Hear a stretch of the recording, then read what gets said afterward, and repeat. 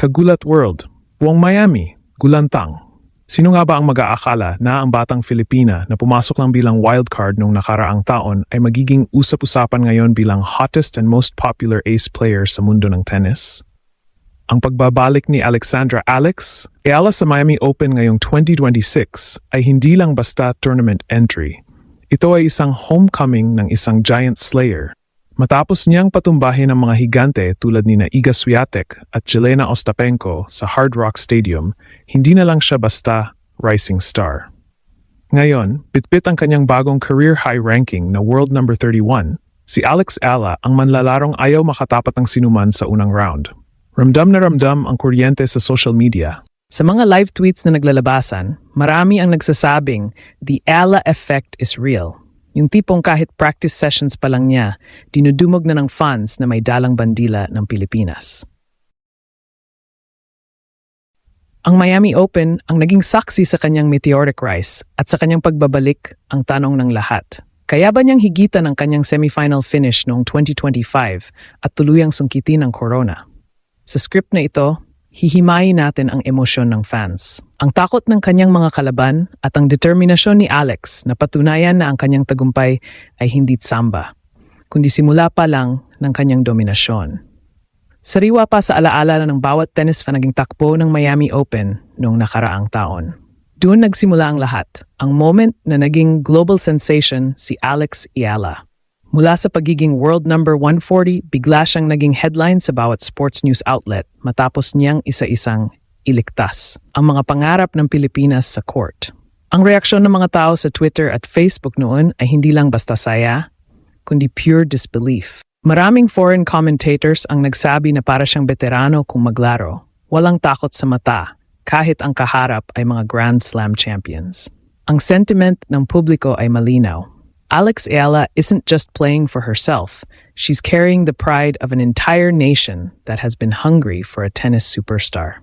Sa mga live tweets mula sa mga fans na nakasaksi sa kanyang pag-akyat sa ranking ngayong 2026, makikita mo ang matinding hype na nakapalibot sa kanya.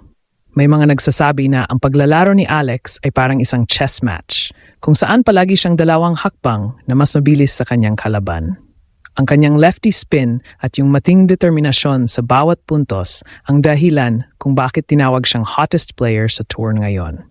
Hindi lang ito tungkol sa physical beauty o endorsement deals, kundi sa fire na pinapakita niya sa loob ng court. Sabi nga ng mga fans, watching Alex play is like watching history in the making. Bawat palo niya ay may bigat, bawat sigaw niya ng laban ay tumatago sa screen. Ang opinyon ng marami ay nagbago na rin. Dati, ang tingin sa kanya ay underdog. Ngayon, siya na ang target. Ang pressure na ito ay hindi biro, pero sa bawat interview ni Alex, palagi niyang sinasabi na ito ay pangarap na tinutupad niya. Ang maturity na pinapakita niya sa edad na 20 ay talagang nakakamangha. Sa Miami ngayon, ramdam ang excitement ng mga Pinoy doon. Marami ang nagpost na handa na silang ubusin ang kanilang buses para lang suportahan ang ating pambansang pambato. Ang Miami Open ay naging mini Manila dahil sa dami ng sumusuporta sa kanya. Ito ang klase ng suporta na bihirang makita sa tennis. Isang sport na kadalasan ay tahimik, pero dahil kay Alex, naging fiesta ang atmosfera sa Hard Rock Stadium. Ang Miami Magic ay buhay na buhay at si Alex Ayala ang nagsisilbing sentro nito. Ngayong world number 31 na si Alex, ang landscape ng Miami Open ay nag-iba na para sa kanya. Hindi na siya dadaan sa qualifiers. Pasok na siya sa main draw bilang isa sa mga seeded players. Ito ay isang malaking bentahe pero mas malaking responsibilidad. Ang mga opinyon ng tennis analysts ay nagkakaisa. Alex Ayala is the most dangerous, unseeded-like player because of her history in this specific tournament. Alam ng mga top players na si Iga Swiatek, Coco Gauff at Aryna Sabalenka na hindi biro ang makaharap ang isang Alex Ayala na komportable sa surface ng Miami. Sa katunayan, may mga tweets na naglalabasan na ang mga players mismo ay nagdarasal. Huwag nilang makatapat ang Pinay sa early rounds. Ang pag-akyat ni Alex sa ranking ay bunga ng kanyang sipag matapos ang naging run niya sa Dubai at Abu Dhabi kamakailan. Ang kanyang pagkatalo kay Coco Gauff sa Dubai quarterfinals ay hindi tinuring na failure, kundi isang lesson. Ang reaksyon ng fans doon, Imbes na madismaya, mas lalo silang nabilib dahil nakipagsabayan si Alex sa bilis at lakas ng world number 4. Ang consensus sa tennis community ay malinaw. Konting polish na lang sa kanyang serve at mas matinding consistency at pasok na si Alex sa top 10. Ang Miami Open 2026 ang itinuturing na litmus test para rito. Dito natin makikita kung handa na ba siyang maging mukha ng WTA Tour sa Asia at sa buong mundo. Sa bawat tweet na nabasa natin may isang common theme, inspiration. Maraming kabataang Pinoy ang nagsimulang humawak ng racket dahil sa kanya. Ang kanyang meteoric rise ay nagsilbing patunay na ang talentong Pinoy ay world-class.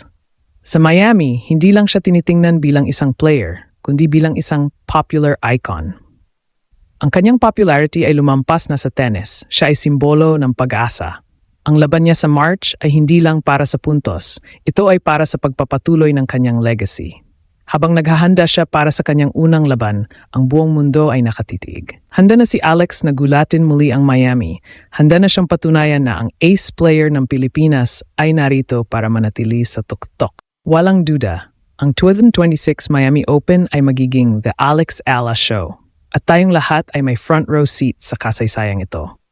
Bilang pagtatapos, ang pagbabalik ni Alex Ala sa Miami Open ay hindi lamang isang simpleng paligsahan, kundi isang malakas na pahayag sa buong mundo ng tennis.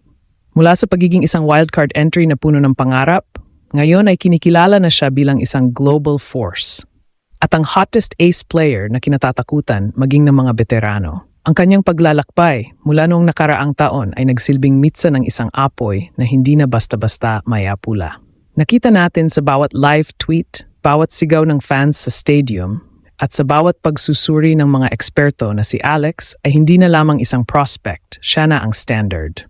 Ang emosyong bumabalot sa kanyang pagbabalik sa Miami ay halo-halong kaba, pananabik at higit sa lahat, matinding pagmamalaki. Ang Ila effect ay tunay na ramdam. Pinag-iisa nito ang mga Pilipino sa buong mundo upang sumuporta sa isang atletang nagpapakita ng pusong palaban at world-class na talento. Habang papalapit ang kanyang unang laban na ngayong 2026, ang pressure ay maaring mataas. Ngunit tulad ng nakita natin sa kanyang meteoric rise, si Alex ay mas lalong nagniningning sa ilalim ng matinding liwanag. Ano man ang maging resulta sa scoreboard, ang tagumpay ni Alex Ala ay nakaukit na sa kasaysayan. Siya ang patunay na ang galing ng Pinoy ay walang hangganan. At sa bawat palo niya ng racket, bit-bit niya ang boses ng isang bansang naniniwala na ang susunod na world number 1 ay isang Filipina. Miami, humanda ka dahil ang reyna ay narito na para manatili.